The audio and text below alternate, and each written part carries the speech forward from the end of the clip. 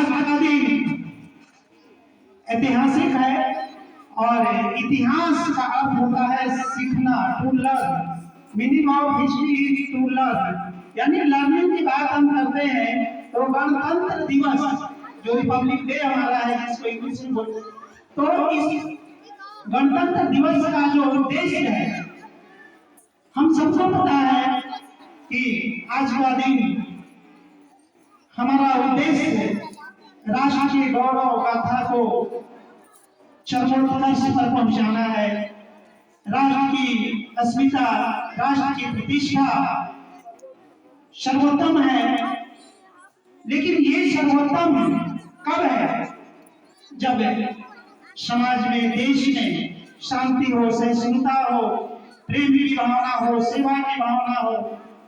हम सभी यहाँ एकत्रित हैं राष्ट्र के सम्मान के लिए, राष्ट्र ध्वज के सम्मान के लिए। और अगर राष्ट्र ध्वज का सम्मान है तो विद्यालयों का सम्मान है, लेकिन विद्यालय के प्रति हमारा क्या कर्तव्य है, क्या दायित्व है, संविधान हमें ये भी बताता है। यानी संविधान हमें अपने कर्तव्यों और अधिकारों के बारे में बताता है, यानी फंडामेंटल राइट्स एंड ड्यूटीज। तो हम ये देखते हैं कि फंडामेंटल राइट्स को तो हम याद करते हैं लेकिन ड्यूटीज भूल जाते हैं। हमारी क्या ड्यूटी है? संविधान ने हमें दोनों चीज दिया। अगर आप अधिकारों की मांग करते हैं तो आपको अपने कर्तव्यों पे अड़िग रहना होगा। अगर हम आज गणतंत्र दिवस मना रहे हैं तो ये प्रण है कि हम अपने अधिकारों के प्रति जितना सजग हैं उतना ही अपने कर्तव्यों के प्रति भी सजग रहे।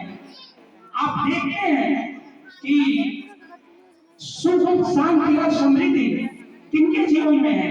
जो अपने अधिकारों के प्रति सजग है, अपने कर्तव्यों के निर्वहन में डेडिकेशन दिखाते हैं। आप देख लीजिए उन लोगों को जिनको अधिकार का पता है और कर्तव्य पता नहीं है, उनके जीवन में न तो सुख है, न शांति है, न समाज से, परिवार से, बच्चों से प्रेम भी नहीं है।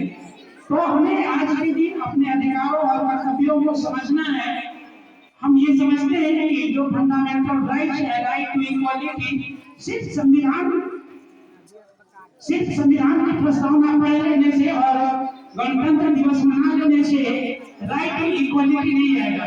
यानी समता का अधिकार का मतलब है कि सबके साथ समान व्यवहार। राइट टू फ्रीडम है, स्वतंत्रता का अधिकार है।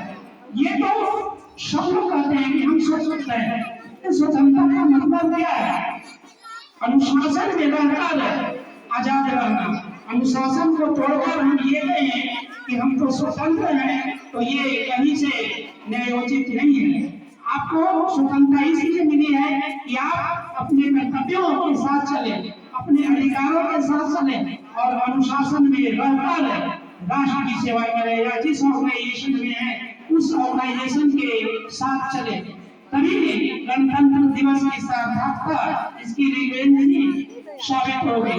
और हम अंत में ये कहना चाहेंगे कि ये जो हमारा विद्यालय है, विद्यालय एक वाटिका है। वाटिका मतलब बगीचा, और वाटिका में देखते हैं कि विभिन्न तरह के फूल खिलते हैं। तो हमें आज ये ध्यान देना है कि विद्यालय में, इस वाटिका में हमें किस प्रकार के फूल खिलाने हैं। हमें फ्लावर ऑफ नॉलेज, ज्ञान का फूल खिलाना है। हमें फ्लावर ऑफ अंडरस्टैंडिंग, हमें समझ की फूल खिलाना है। फ्लावर ऑफ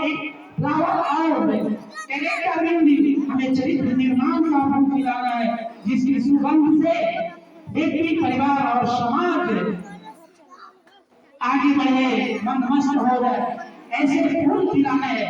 लेकिन हम इस दिशा में पीछे हैं। हम ना तो ज्ञान का फूल खिला पाते हैं, ना बच्चों में अंडरस्टैंडिंग का फूल खिला पाते हैं, ना तो हम अपने एक्सपीरियंस का फूल खिला पाते हैं। हमारे पास अनुभव है, लेकिन उस अनुभव को हम फ्लावर का रूप नहीं दे पाते हैं। हमें देना है, हमें फ्लावर ऑफ एक्सपीरियंस दिखाना है, हमें अनुभव का फूल खिलाना है, तभी बच्चे उस फूल से लाभान्वित होंगे।